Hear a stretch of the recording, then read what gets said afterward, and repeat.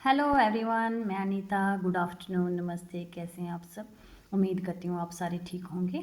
तो आज हम JKPSC 10+2 की जो हिंदी परीक्षा हुई थी 2025 में, उसका विस्तार से विश्लेषण करेंगे।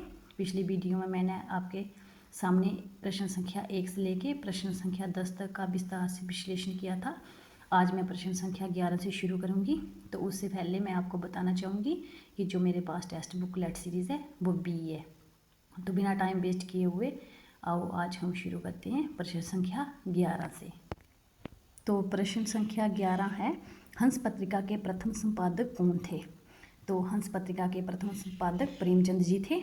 प्रेमचंद जी ने 1930 से 1936 तक हंस पत्रिका का संपादन किया था। उसके बाद विकल्प बी राजेंद्र यादव। तो राजेंद्र यादव ने 1986 से 2013 तक किया था। तो उससे पहले प्रेमचंद जी के बाद अमृत राय और जिनेंद्र ने भी किया था। प्रेमचंद जी ने 1930 से 1936 तक किया था। उसके बाद अमृत राय और जैनेंद्र ने किया था। फिर उसके बाद राजेंद्र यादव ने 1986 से 2013 तक किया था। और विकल्प सी जसपाल ने हंस पत्रिका का संपादन नहीं किया था। और विकल्प डी शिवपूजन सहाय ने भी हंस पत्रिका का संपादन नहीं किया था। अब प्रश्न संख्या 12 है, रसिक संप्रदाय के प्रवर्तक हैं। तो रसिक संप्रदाय के प्रवर्तक अगरदास जी हैं। अगरदास जी ने राम भक्ति परंपरा में रसिक भाव का समावेश कर रसिक संप्रदाय की स्थापना की थी। राम भक्ति परंपरा में रसिक भाव का समावेश कर रसिक संप्रदाय की स्थापना की थी। किसने? अगरदास जी ने। तो अगरदास कौन थे? अजमेर के राजा पृथ्वीराज परिहारी के शिष्य थे। परिहारी के दो शिष्य प्रसिद्ध हुए थे, एक थे अगरदास और दूसरे कीलदास। तो अगरदास जी ने रसिक संप्रदाय की स्थापना की थी और कीलदास ने तपसी शाखा की स्थापना की थी। और प्रश्न संख्या 12 का विकल्प ए जीवाराम। तो जीवाराम किस संप्रदाय के प्रवर्तक थे? तत्व सुखी संप्रदाय के प्रवर्तक। और विकल्प सी रामदास। तो रामदास किस संप्रदाय के प्रवर्तक थे? स्वसुखी संप्रदाय के। और विकल्प डी हरिदास। तो हरिदास किस संप्रदाय के प्रवर्तक थे?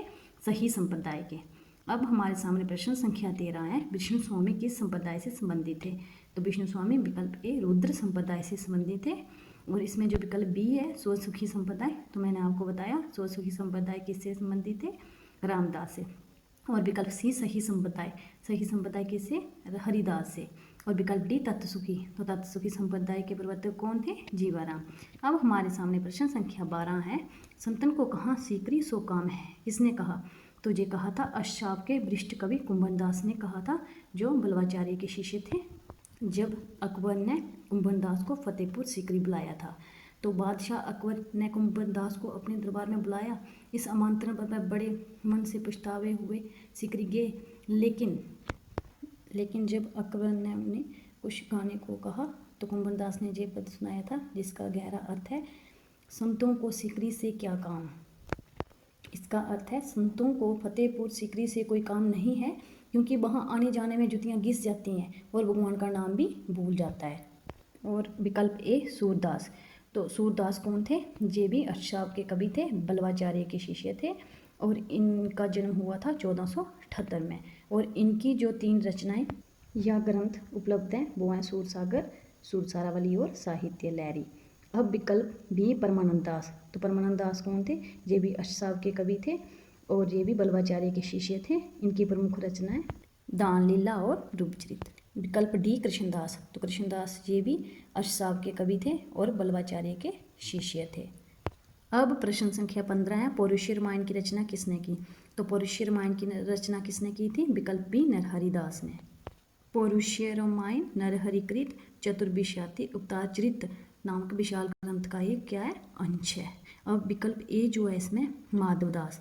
तो माधवदास की रचना है वृंदावन माधुरी, बंशीवट माधुरी, केली माधुरी। और इनकी रचनाओं का संग्रह जो है वो माधुरी वाणी नाम से प्रकाशित हुआ था। विकल्प सी लालदास। तो ये भक्ति काल के संत कवि थे।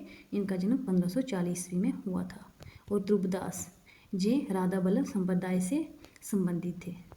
प्रश्न संख्या 16 है, मूल गोसाई चरित्र की रचना किसने की? तो ये किसने की थी? विकल्प सी बेनी माधव दास ने। और विकल्प ए है रघुवर दास। तो रघुवर दास के ग्रंथ का क्या नाम था? तुलसी चरित्र। और विकल्प बी। तो विकल्प बी कौन? नावादास। नावादास ने किसकी रचना की थी? भक्तमाल की रचना की थी, जिसमें 200 कवियों का जीवन वृत्त है। प्रश्न संख्या 17, पद्मावत का रचना वर्ष।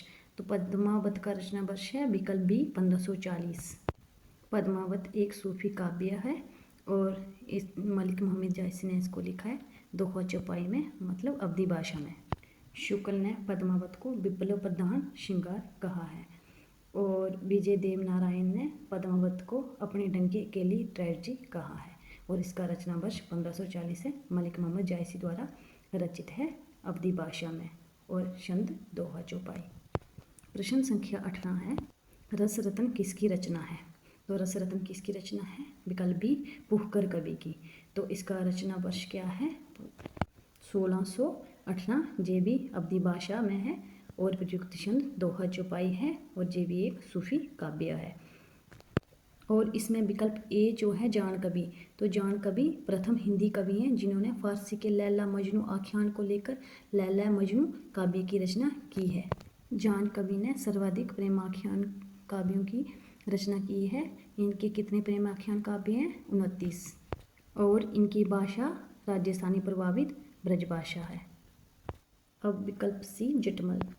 जटमल एक कवि थे जिन्हें गोरा बादल की कथा के लेखक के रूप में जाना जाता है, जिसे हिंदी खड़ी बोली की प्रथम गद्य रचना माना जाता है।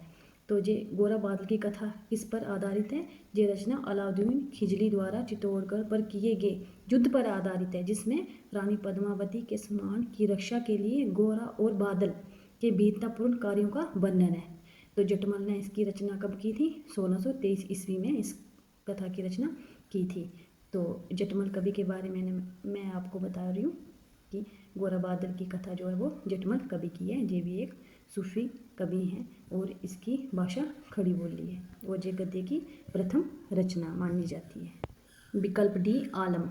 तो आलम ये प्रसिद्ध रीतिमुक्त कवि थे जिन्होंने इस्लाम धर्म अपना लिया था एक रंगरेज ने अपनी प्रेमिका के लिए।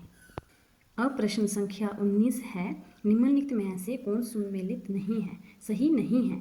तो मधुमालती मंजन की सही है और बी मृगावती उत्पन्न की सही है और विकल्प सी चित्रावली ये गलत है। ये चित्रावली शेख नबी की नहीं उस्मान की है और विकल्प डी हंस जवाहिर।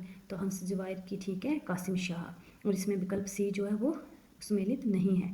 और जो मधुमालती मंजन की है इसका रचना वर्ष कब है, 1545। और विकल्प बी जो मृगावती जिसको शुक्ल ने सूफी काव्य की प्रथम रचना माना है, इसके रचनाकार कौन है, कुतुबन है और इसका प्रकाशन वर्ष है 1501। और विकल्प सी चित्रावली जो उस्मान कवि की है जिसकी भाषा अवधी है, इसके रचना वर्ष है 1613। और विकल्प डी हंस जवाहिर कासिम शाह की रचना जो है इसका प्रकाशन वर्ष है 1731। अब प्रश्न संख्या 20 है, रूपमंजरी किसकी रचना है। तो रूपमंजरी किसकी रचना है, नंददास की। विकल्प ए सही है और जो विकल्प बी है नूर मोहम्मद। तो नूर मोहम्मद के दो जो प्रमुख ग्रंथ हैं वो कौन कौन से हैं, इंद्रावती और अनुराग बंसरी।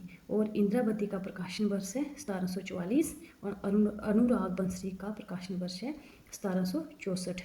तो इंद्रावती की जो भाषा है वो अवधी दोहा चौपाई है और अनुराग बंसरी की जो भाषा है वो अवधी बरवे चौपाई है, इसको ध्यान में रखना है।